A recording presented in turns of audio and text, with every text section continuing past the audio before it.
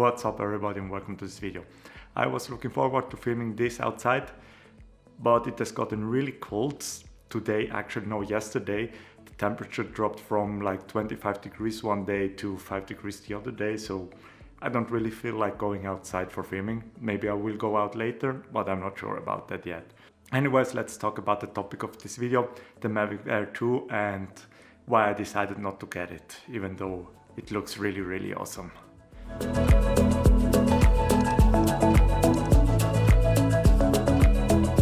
So yeah, after having used the Mavic Air for pretty much 2 years, actually even a little bit more than 2 years, I was really looking forward for this drone to be released. I was hoping for the announcement of a Mavic Air 2 for a long time now, and I only wanted one little change compared to the Mavic Air. All other changes are welcome, of course, but the main reason that I wanted the Mavic Air 2 was that I really wasn't happy with the connection that the Mavic Air 1 uses. I have so many problems with stuttering when filming something, that the connection is breaking off the whole time, that I cannot fly reliably when there is a single little obstacle in the way, even if it's just a little tree, and going more than 500 meters away already gives me a really unreliable signal. What I was hoping for the Mavic Air 2 to change compared to the Mavic Air 1 was to introduce OccuSync. And yes, they actually did it. They introduced OccuSync 2.0. It's way better than the connection that the Mavic Air 1 uses. You get a way more reliable signal, a way bigger reach, and it's not bothered by obstacles as much as the Mavic Air 1. And also other things that they changed about the drone is really great. The Mavic Air 2 has a bigger sensor than the Mavic Air 1, shoots at up to 4K 60 FPS. The focus tracking is awesome, and the flight time is increased by more than 50% compared to the Mavic Air 1. Now you get up to 34 minutes of flight time. All great, and even better, something that many people seem to ignore, but I've made a video lately about this topic. You can see it up here. The bitrate is 100 megabits per second at H.265. Basically means you get a way better picture quality, way more detail in anything you film, but especially in shots that have a lot of information. So that's actually really a great option. And I was almost ready to purchase the DJI Mavic Air 2 because everything sounded perfect. But then something caught my eye.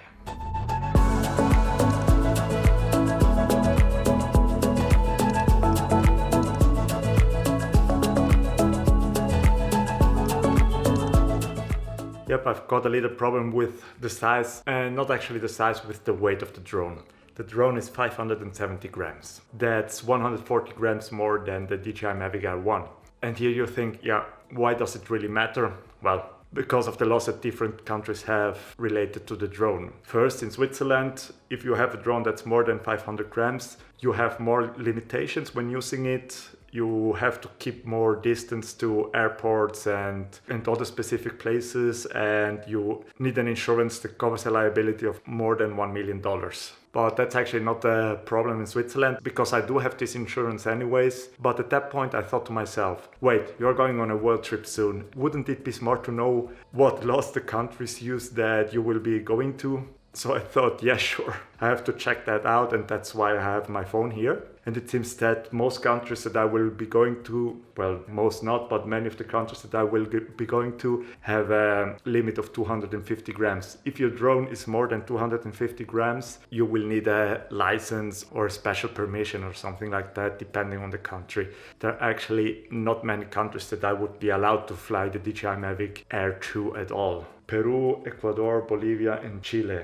Actually the only countries of those that I will be visiting that wouldn't limit my usage of the DJI Mavic Air 2. And even worse, it's not limited to 500 grams. Most countries like Canada, Mexico, Argentina, and Brazil, they have the same laws that if you are flying a drone more than 250 grams, you will need a license or a special permission or something like that. So I actually decided, is it really worth to buy such an expensive drone if I won't be allowed to fly it in most places that I will be visiting? And even the DJI Mavic Air 1 will be extremely limited. So that's basically why I decided not to buy the DJI Mavic Air 2. And I will even be selling the DJI Mavic Air 1 to get a bit of money out of it. And guess what? I will buy the DJI Mavic Mini. I actually already ordered it, and that should be arriving today. Maybe I will be flying it a little bit later on. And yes, I'm aware, it uses the same bad wireless technology that DJI Mavic Air 1 uses.